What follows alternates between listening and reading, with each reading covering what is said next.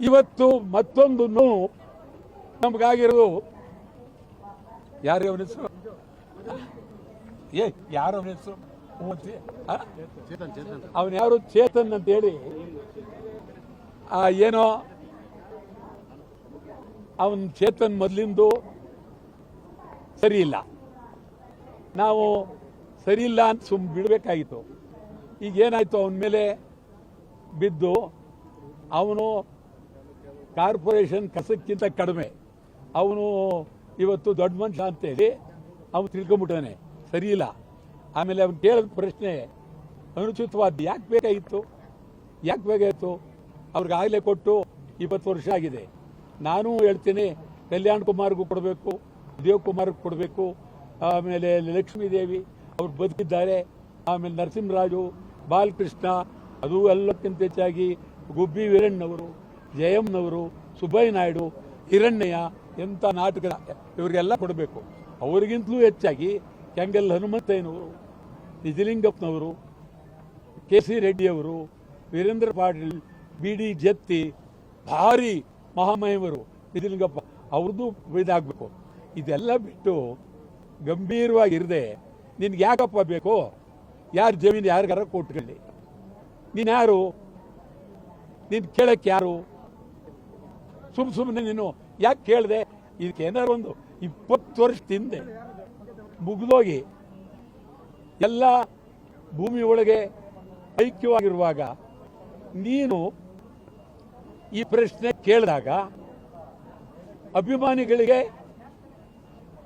ಅತಿರೇಕ ಆಗಿದೆ, ಕನ್ನಡಿಗರಿಗೂ ಅತಿರೇಕ ಆಗಿದೆ. ಅವರು ನೀನು ಕೇಳಬಾರಾಗಿತ್ತು ಅಂತ ಹೇಳಿ ಮೇಲೆ ಮಾತಾಡಿದ್ದಾರೆ. ಚೇತನ್ ಮೊದಲಿಂದಲೂ ಒಂಥರ ಇದೇ ಥರ ಮಾತು, ಇದೇ ಥರ ತಲೆಹರಟೆ, ಇದೇ ಮಾತು.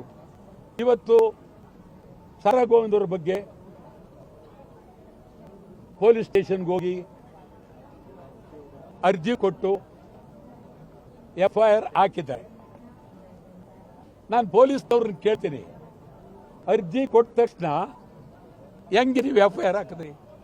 ಅರ್ಜಿ ಕೊಟ್ಟ ತಕ್ಷಣ ಯಾವ ಕಾರಣಕ್ಕೆ ಹಾಕಿದ್ರಿ? ನಿಮ್ಮನ್ನ ಮೊದಲು ಮನೆಗೆ ಕಳಿಸ್ಬೇಕು. ಅರ್ಜಿ ಕೊಟ್ಟ ಮೇಲೆ ಸಮಗ್ರವಾಗಿ ತನಿಖೆ ಮಾಡಬೇಕಾಗಿತ್ತು. ಏನು, ಯಾರು ಮಾತಾಡಿದ್ದಾರೆ, ಹೇಗೆ ಮಾತಾಡಿದ್ದಾರೆ, ಏನಿದ್ರಲ್ಲಿ ಗೋವಿಂದ್ ಅವರ ಪಾತ್ರ ಏನು ಅಂತ ಒಬ್ಬ ಪೊಲೀಸ್ ಕಾನ್ಸ್ಟೇಬಲ್ ಹೋಗಿ ಅವ್ರನ್ನ ನೀವು ಹೇಳಿದ್ರ ಏನು ಎತ್ತ ಅಂತ ಕೇಳಲಿಲ್ಲ.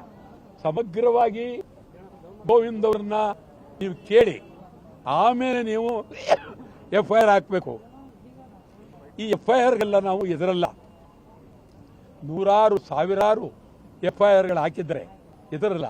ಆದರೆ ಸ್ವಲ್ಪ ಅವಿವೇಕದ ಪರಮಾವಧಿ. ನಾವು ನಾಳೆ ಚುನಾವಣೆ ಬಿಟ್ಟು ನಾಳಿದ್ದು ಎಲ್ಲರೂ ಸೇರ್ತಾ ಇದ್ವಿ, ಕೂಡ್ತವರೆಲ್ಲ ಸೇರ್ತೀವಿ. ಅಷ್ಟು ಸುಲಭವಾಗಿ ಇದನ್ನು ನಾವು ಬಿಡೋದಿಲ್ಲ. ನೀನಲ್ಲ, ನಿನ್ನ ಮೇಲೆ ನಮ್ಮ ತೋತೋ, ನಿನ್ನ ಮೇಲೆ ನಮಗೆ ನೋಡಪ್ಪ ಚೇತನ್, ನಿನ್ನ ಬಗ್ಗೆ ನಾವು ಮಾತಾಡಿದ್ರೆ ನಮಗೆ ಅಗೌರವ ಆಗುತ್ತೆ. ಈಗೇನಾಗ್ಬಿಟ್ಟಿದೆ ಅಂತಂದರೆ, ಕನ್ನಡದ ಬಗ್ಗೆ ಮಾತನಾಡಿದ್ರೆ, ಕನ್ನಡದ ಬಗ್ಗೆ ಕೂಗಿದ್ರೆ, ಉದ್ಯೋಗದ ಬಗ್ಗೆ ಕೂಗಿದ್ರೆ, ಹಿಂದಿ ವಿರುದ್ಧ ಕೂಗಿದ್ರೆ, ಈಗ ಎಲ್ಲರೂ ಮೇಲ್ ಬೀಳಕ್ಕೆ ಓದಿದೆ. ಈಗ ನಾನೇ ರಸ್ತೆಯಲ್ಲಿ ಬರ್ತಾ ಇದ್ದೆ, ಒಬ್ಬ ಒಂಥರ ವಿಚಿತ್ರ ಪ್ರಾಣಿ ಇದಕ್ಕೆ ತಲೆಗೆಲಿ ಏನೇ ಅಂತಾರೆ ಇದ್ದ. ನಾನು ಪಕ್ಕದ ಕಾರು, ಅವನ ಪಕ್ಕದಲ್ಲಿ ಇದು. ಆಮೇಲೆ ಯಾರು ನೀನು ಅಂತ ಕೇಳಿದೆ. ನೀವ್ಯಾಕೆ ಕೇಳ್ತೀರಿ ಅಂದರೆ, ನೀನು ಯಾರು, ಯಾವ ಭಾಷೆ, ಯಾವ ಊರು ಮೊದಲು ಹೇಳು ಅಂದೆ. ಆಮೇಲೆ ಬಾಯಿ ಮುಚ್ಕೊಂಡು ಕೈ ಮುಚ್ಕೊಂಡು ಹೊರನಾಗರದವ್ರು ಅಂತ ಗೊತ್ತಾಯಿತು, ಹೇಳ್ದ.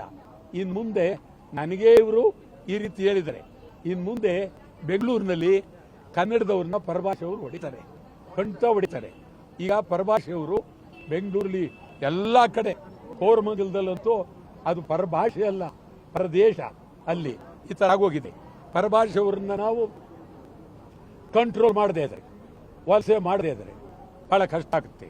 ಇದ್ರ ಜೊತೆಗೆ ಕನ್ನಡ ಮಾಧ್ಯಮದಲ್ಲಿ ಓದಿದಂಥ 20,000 ವಿದ್ಯಾರ್ಥಿಗಳು ಫೇಲ್ ಆಗಿದ್ದಾರೆ. ಕಾರಣ ಏನು? ಶಾಲೆಗಳು ಸರಿ ಇಲ್ಲ, ಹಾಳಾಗೋಗಿದೆ. ಇದಕ್ಕೆಲ್ಲ ಕಾರಣ ಯಾರು? ಸರ್ಕಾರ ಕಾರಣ. ಸರ್ಕಾರ ನೀವೆಲ್ಲರೂ ಕನ್ನಡದಲ್ಲಿ ಫೇಲ್ ಆಗಿರೋದ್ರಿಂದ ಮಂತ್ರಿಯಿಂದ ಹಿಡಿದು ಇಡೀ ಸರ್ಕಾರ ಅಗೌರವ, ರಾಜೀನಾಮೆ ಕೊಡಬೇಕಾಗುತ್ತೆ. ನಾವು ಕನ್ನಡಕ್ಕಾಗಿ, ಕನ್ನಡಿಗರಿಗಾಗಿ, ಕನ್ನಡದ ಮಾಧ್ಯಮಕ್ಕಾಗಿ, ಕನ್ನಡ ಶಾಲೆಗಳಿಗೆ ಅನುದಾನ ಕೊಡಿ ಅಂತ ಹೇಳಿ ಹೋರಾಟವನ್ನು ಮಾಡಬೇಕು ಅಂತ ತೀರ್ಮಾನ ಮಾಡಿದ್ದೇವೆ. ಕ್ಷಣ ಕ್ಷಣದ ಸುದ್ದಿಗಳಿಗಾಗಿ ಫ್ರೀಡಂ ಟಿವಿ ಸಬ್ಸ್ಕ್ರೈಬ್ ಮಾಡಿ, ಲೈಕ್ ಮಾಡಿ ಹಾಗೂ ಫಾಲೋ ಮಾಡಿ. ಹೊಸ ಸುದ್ದಿಗಳ ನೋಟಿಫಿಕೇಶನ್ಗಾಗಿ ಬೆಲ್ ಐಕಾನ್ ಮೇಲೆ ಕ್ಲಿಕ್ ಮಾಡಿ.